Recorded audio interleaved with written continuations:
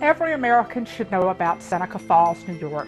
That to me is one of the greatest places in our country because it was the birthplace of the struggle for American women to win the right to vote.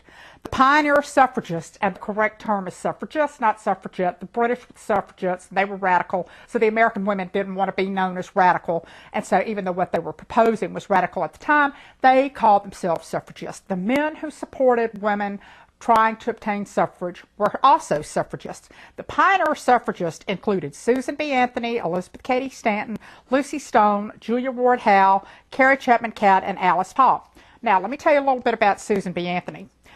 She actually was not at the Seneca Falls Convention in 1848, which was the first women's rights convention. And some of you may have seen the quarter. I thought this was really cool. A friend of mine gave me this carved out quarter of Susan B. And I always wear my Susan B. Anthony necklace, and her birthday is February 15th every year, so we raise a glass. Here's another women's suffrage coin. All of these commemorative, this memorabilia, you can actually find more of it now than you could back in the 80s. Here was another stamp that was 100 years of progress from 1848 to 1948. This stamp featured Lucretia Mott, Carrie Chapman Catt, and Elizabeth Cady Stanton. Elizabeth Cady Stanton was really cool. She was married, 7 kids. Can you believe the things she accomplished? She was the one who wrote the speeches and encouraged Susan B. Anthony.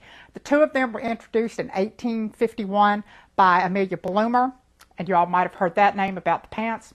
Anyway, Amelia Bloomer introduced the two of them. They became great friends, and Susan B. was able to go out on the trail and advocate for women's suffrage. She also advocated for abolition of slavery. She was discriminated against as a school teacher when she was not paid the same as a man, and so that really ticked her off, and that's when she discovered that she wanted to fight for women's rights. So she joined forces with Elizabeth Cady Stanton in Seneca Falls, and I urge everyone, if you are ever in that area, go see Seneca Falls.